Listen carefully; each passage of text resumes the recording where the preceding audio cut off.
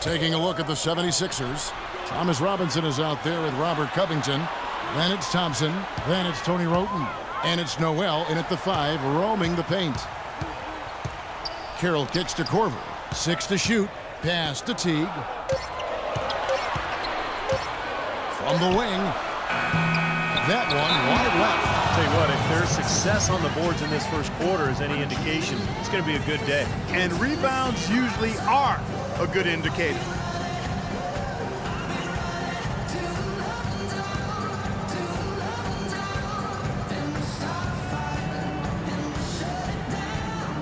Bryant is checked in for Atlanta. And Philadelphia also making a switch. Sims is checked in. Let's find out what Doris Burke has for us. Yes, guys, Mike Budenholzer had some words for his team. He made it clear that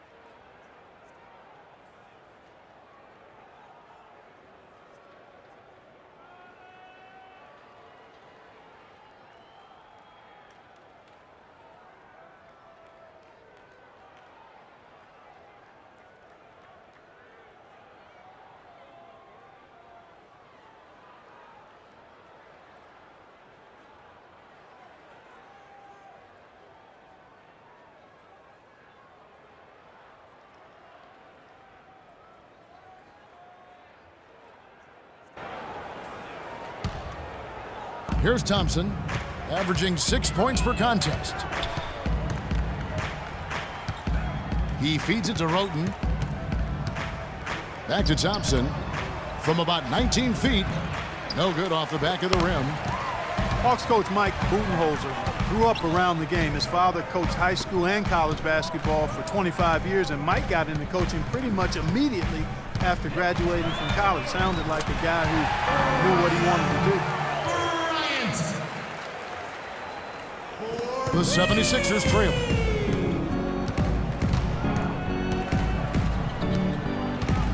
And it's sent back by Bryant. And they'll keep possession.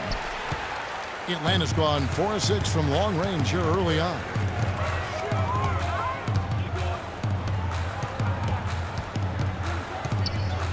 Teague left side. Knocked loose. 1:15 left here in the first quarter. And the foul called on Thunder. That's his first foul of the game. And the bonus will go to the free throw line.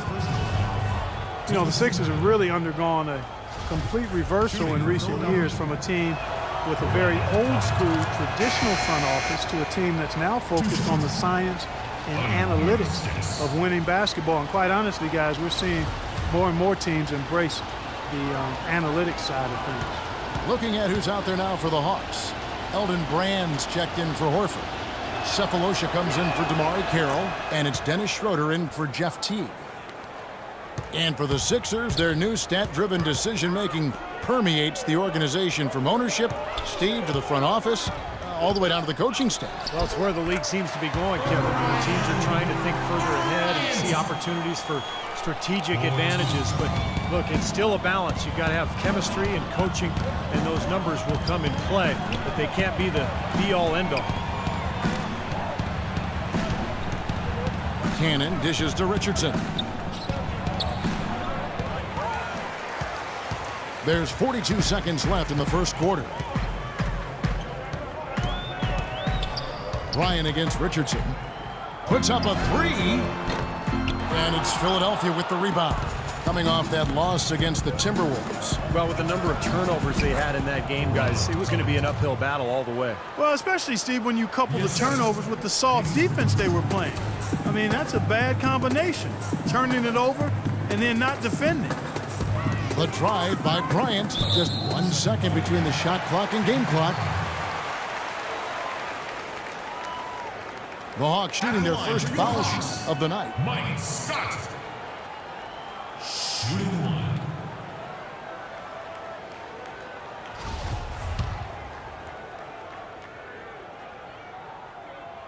And he shows the focus there, nails the technical.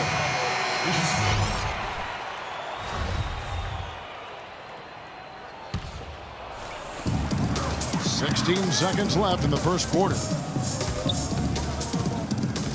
In the corner, Sefolosha with it. Launches it. Sims with the rebound. From half court. No good. And so the first quarter comes to a close. Both teams scoring well, but it's all tied up. On tap next Monday, February 2nd.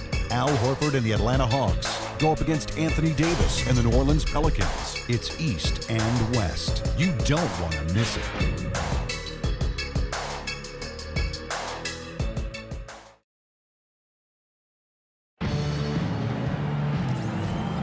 And the second quarter getting underway. No team gaining an edge so far. And when you consider how Atlanta is doing, Steve, Clark, your thoughts? And I thought the defense was key here for this club. They really tightened up and made it difficult on their opponent. How about the help on the drives and rotations? I mean, they've really been in sync. With a completely new group on the floor. Some changes for Philadelphia. The 76ers trail by 8, so on the floor for Philadelphia. Robert Covington out there with Nerlens Noel.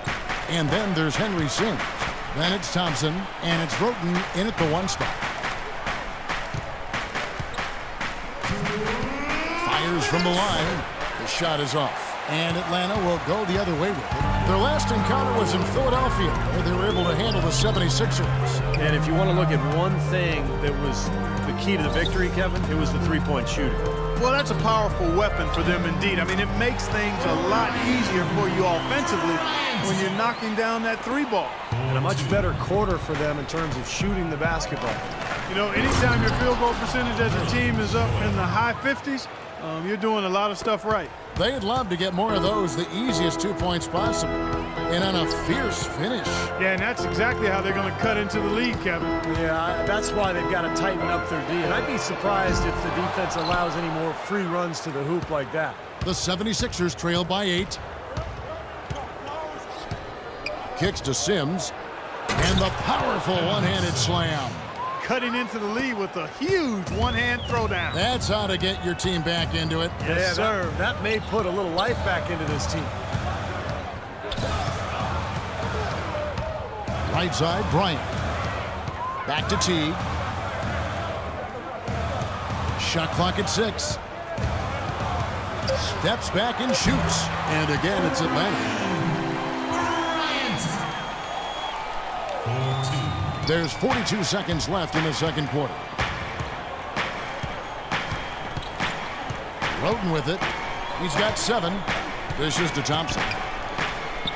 Roten, the pass to Noel. Tipped away. And that's out of bounds. Philadelphia will retain possession. The Hawks making a switch here. Millsap's checked in. Substitution for the Hawks. Paul Millsap.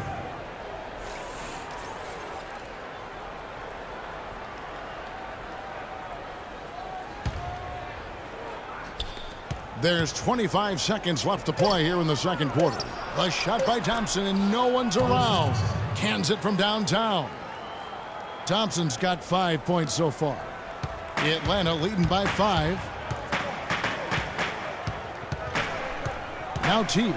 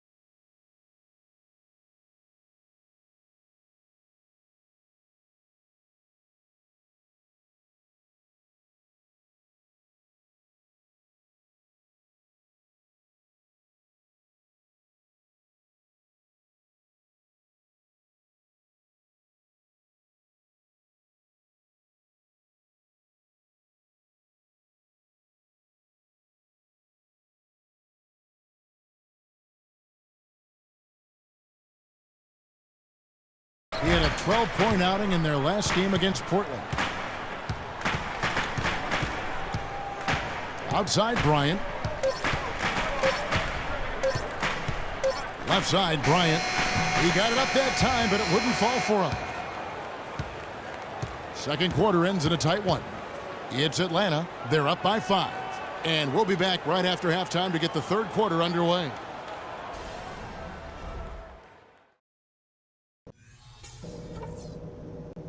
Okay, guys, let's focus and get down to business. Now, here's a few things I took away from the first half.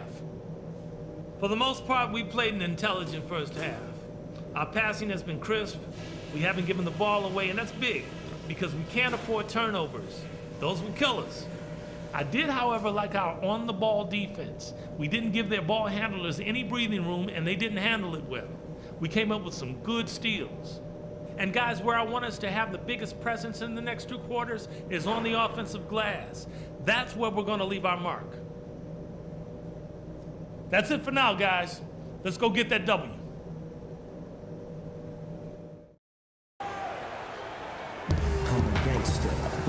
We have a close ball game on our hands as we get set for the second half of basketball. Al Horford with a strong contribution so far in this one. That was fun watching him in the first half, just breaking out the entire arsenal of post moves.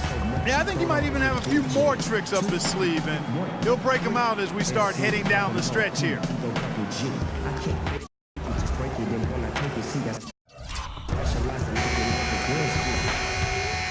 For the Hawks, Elton Brand's checked in for Horford. Cephalosha comes in for DeMarre Carroll, and it's Schroeder in for Jeff Teague. Kyle Korver is out there with Schroeder. Then there's Paul Millsap. Then it's Thabo Cephalosha, and it's Brand in at the center filling out the middle. So that's the lineup for Atlanta. Nobody near him. He'll normally make that one. Bryant is checked in. And with a quick break on the court, we've got some time to show you the list of the top rookie shot blockers over the course of the last month. Number 1 is Joel Embiid. Nerlens Noel is second. Well, strictly based on their defense around the bucket, it was a very productive month for both of these young guys. Yeah, I agree with you, Steve. I mean, they're learning what it's going to take to play that NBA-style defense down low. It's understanding what your opponents are trying to do and then being physical with your intentions.